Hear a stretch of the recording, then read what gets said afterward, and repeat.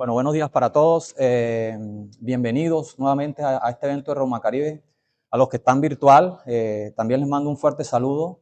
Aprovecho esta oportunidad para felicitar a Reumacaribe, a todos los reumatólogos de la costa Caribe que siempre quieren llevar a la vanguardia en la Academia de la Costa. Bueno, se me invitó a hablar el día de hoy de la espondiloartritis, pero más que hablar de la espondiloartritis, sé que Reumacaribe se ha caracterizado por ser un evento donde participan no solo internistas, reumatólogos, también participan muchos médicos generales y esta charla también va dirigida para ellos. Vamos a tratar de hacer una aproximación o dar, como bien es titulado el tema, unas perlas para poder llegar a este diagnóstico. Bueno, no hay... ¿Qué pasa? Bueno, listo. No tengo ningún conflicto de interés para esta conferencia. Quiero empezar definiendo esta enfermedad como una enfermedad inflamatoria, autoinflamatoria. Cuando hablamos de espondiloartritis, no hablamos de una sola enfermedad, sino de un grupo de enfermedades que son autoinflamatorias, que su presentación es una artritis inflamatoria. No podemos hablar de esta enfermedad como una enfermedad autoinmune. No hay un marcador, y desde aquí va la primera perla, no tenemos un marcador autoinmune, como lo tenemos en la artritis reumatoidea o en el lupus, que nos permita hacer una dirección hacia esta enfermedad. La etiología de esta enfermedad es desconocida. Hoy en día se habla de los factores ambientales como el cigarrillo, la luz ultravioleta. Algo que ha cobrado mucha fuerza en la fisiopatología de esta enfermedad es el HLA-B27. Ya vamos a tocar ese tema. Entonces, la otra perla es, el día de hoy, ¿podemos solicitar este examen? ¿Lo podemos pedir? Sí se puede solicitar en los laboratorios. Lo hacen, es reportado como amplificación negativa o positiva. Entonces, ahí va la primera perla. ¿Quién lo puede solicitar? Internistas, médicos generales, cualquiera pueden solicitar este examen. Es de un costo moderado, pero lo podemos pedir, listo. Hoy en día también se está hablando de la influencia del intestino, no solo en las patologías reumatológicas, sino en patologías como la diabetes, en patología cardíaca y la influencia del microbiota.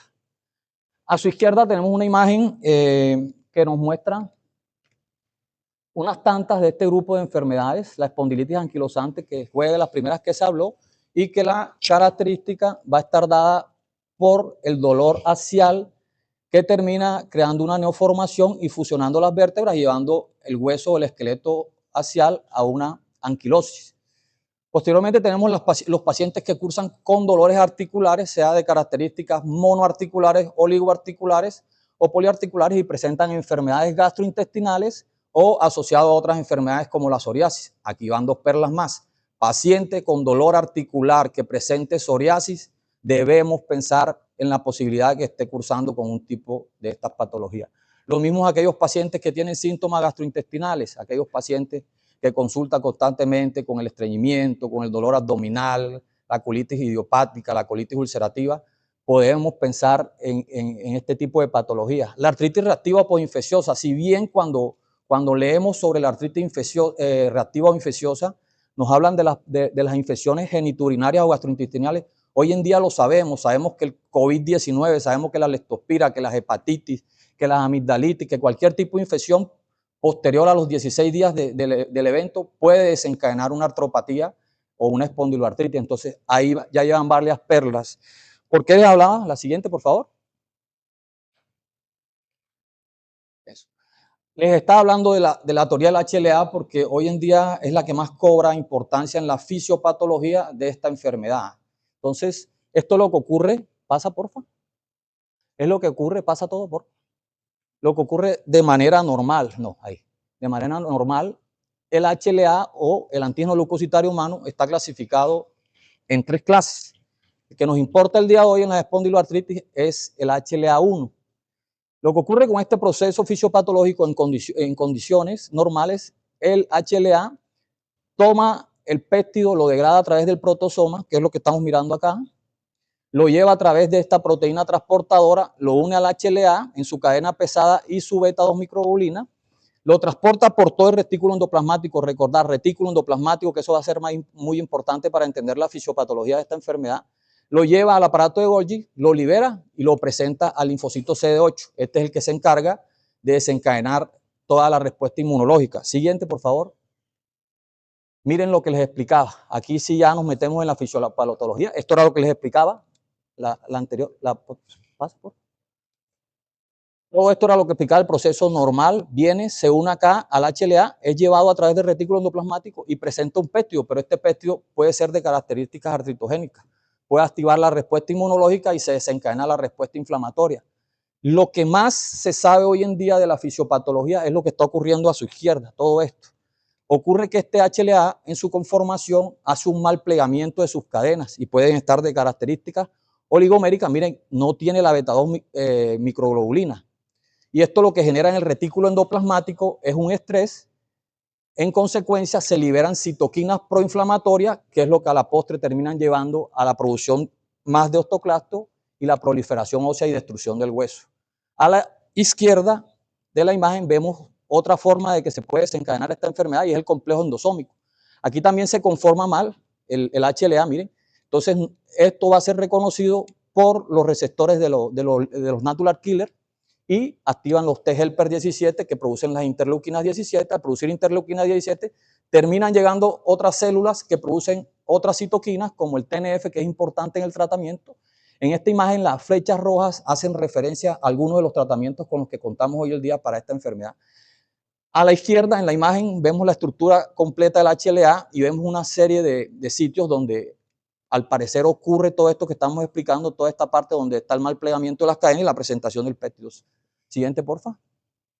Aquí tenemos todo el grupo completo de las espondiloartritis.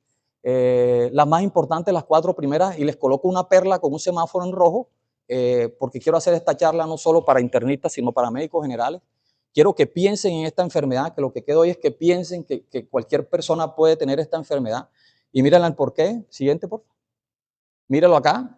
La primera perla, este grupo de enfermedades comparten clínica, fisiopatología y genética. Son similares en eso.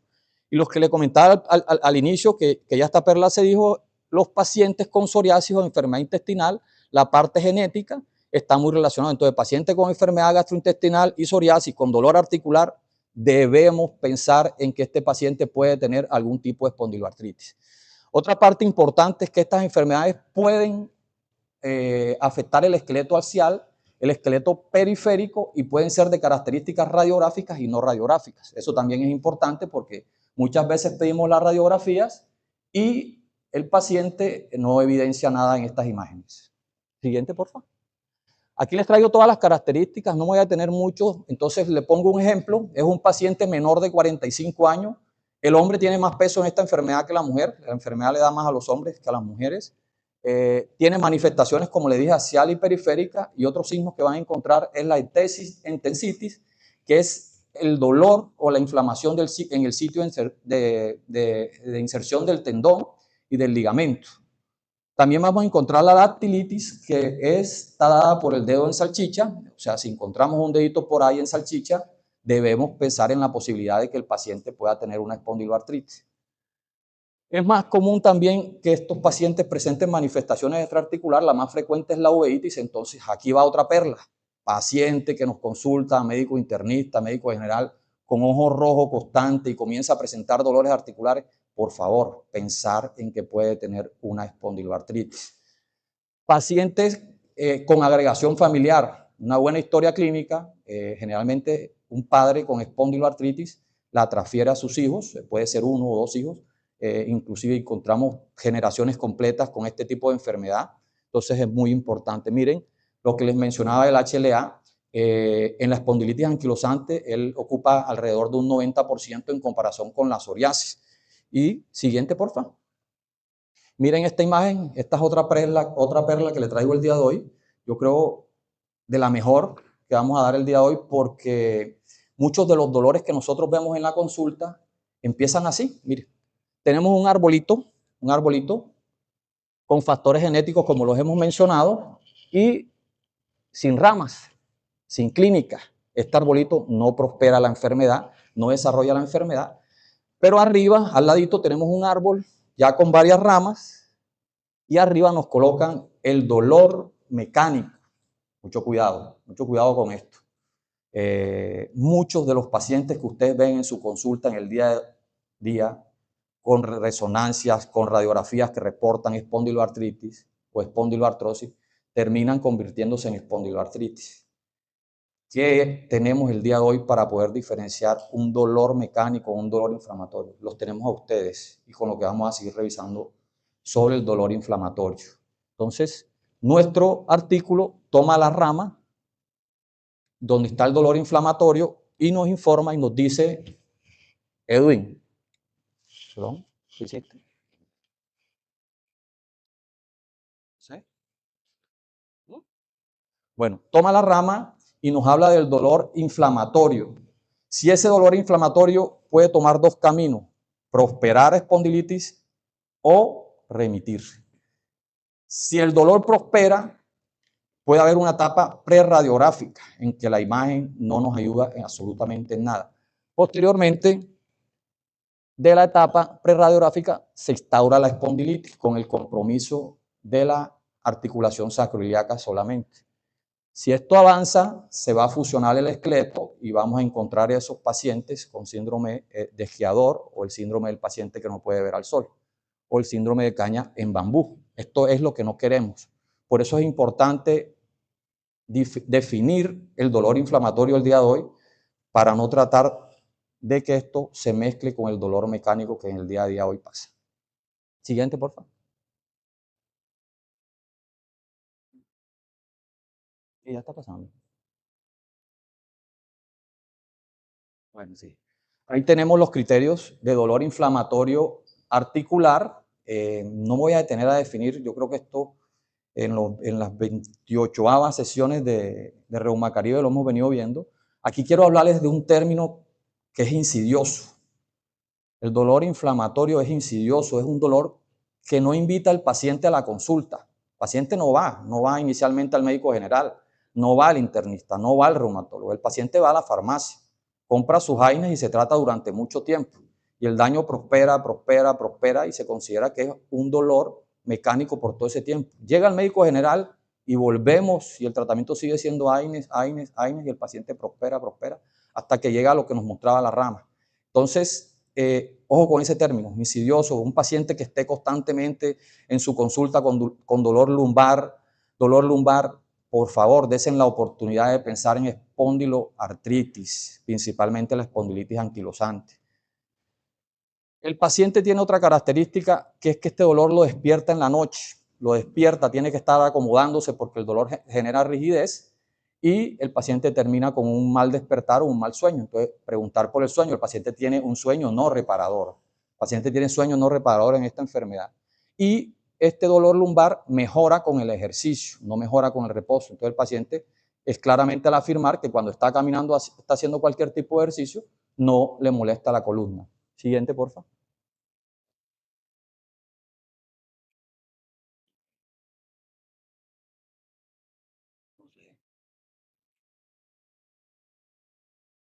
Bueno, no sé. No pesa.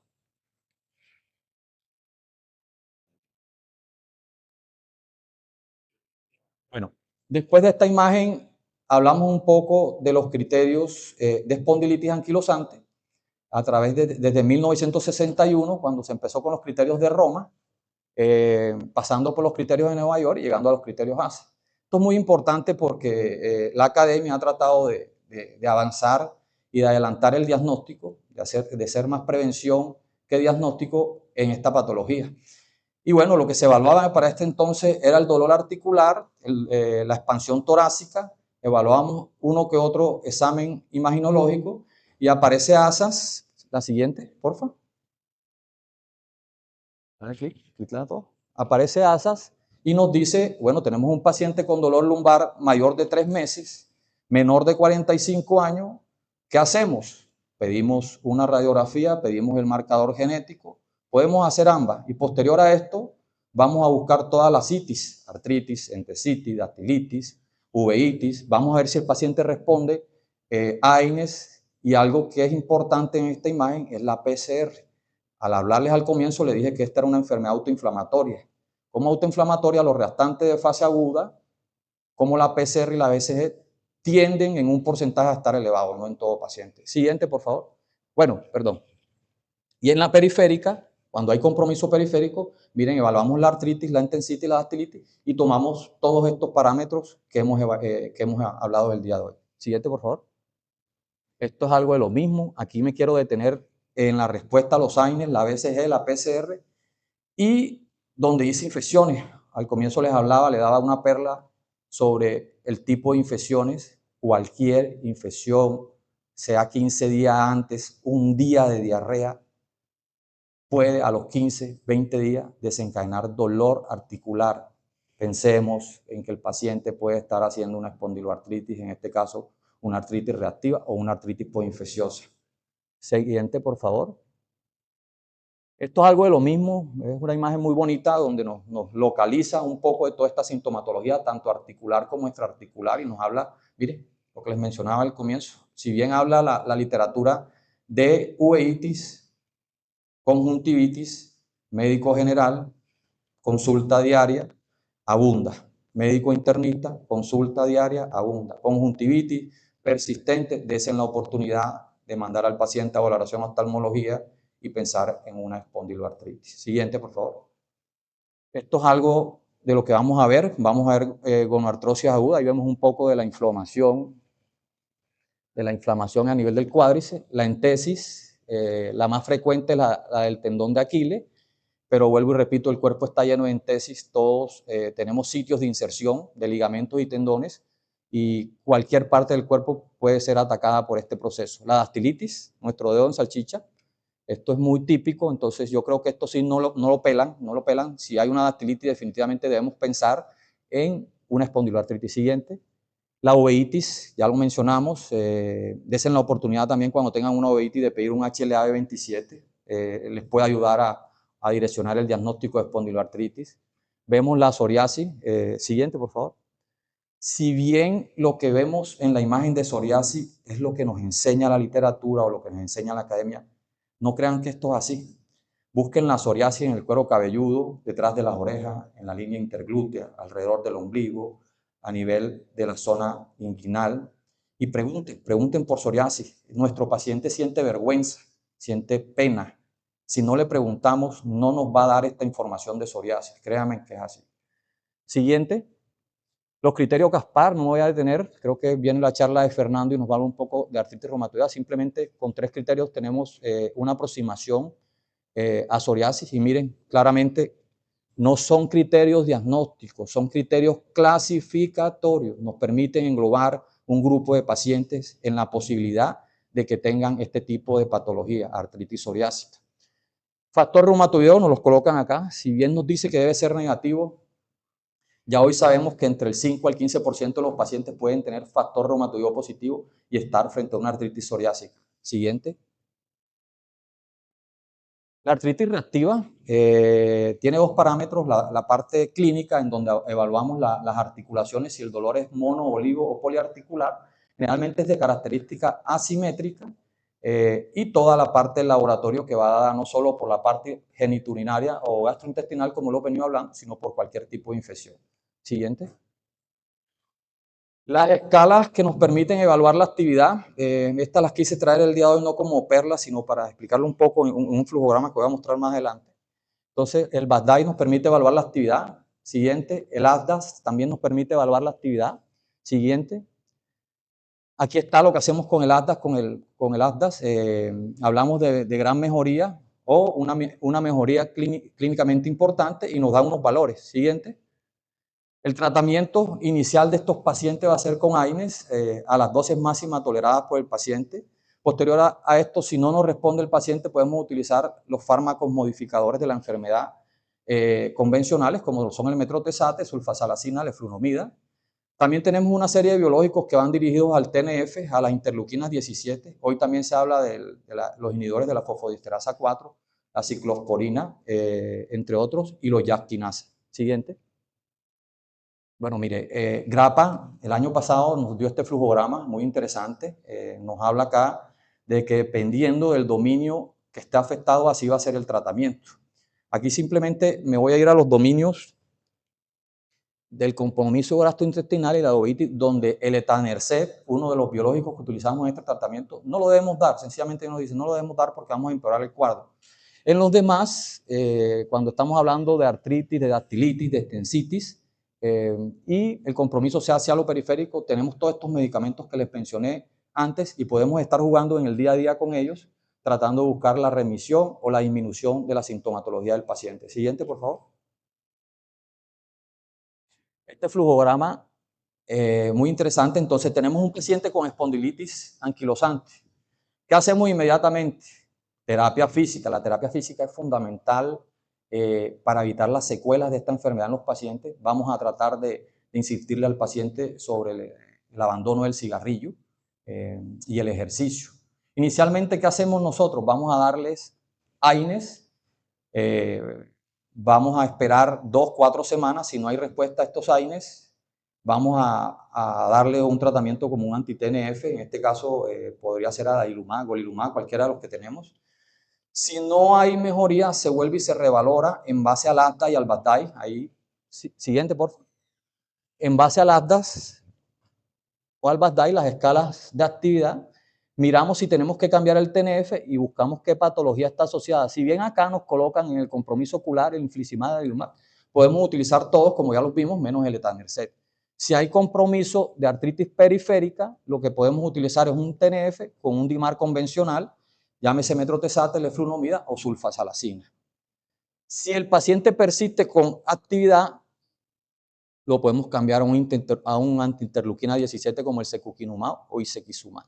Volvemos y evaluamos a las 12 semanas y miramos si hay una buena respuesta. Si no hay una buena respuesta, como les mencioné en la gráfica anterior, jugamos con estos medicamentos y tratamos de buscar el beneficio del paciente o disminuir dosis. Siguiente.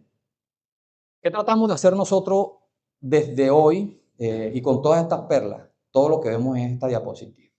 Vamos a tratar de disminuir la sintomatología para mejorar la calidad de vida del paciente, disminuir el daño estructural y que sea un paciente provechoso para la sociedad. En caso de que lo logremos, cuando no lo logremos, son pacientes jóvenes que terminan con discapacidad y que definitivamente le salen muy costosos al país. Son pacientes que debemos pensionar a los 45, 48 años y pues hoy en día lo vemos mucho. Siguiente, por favor. Miren este flujograma del 2005, ya aquí se hablaba inicialmente del dolor lumbar. Aquí no nos especificaban, como el árbol que les mencioné, qué clase de dolor lumbar, si era mecánico, si era inflamatorio, si era por tumor o fractura.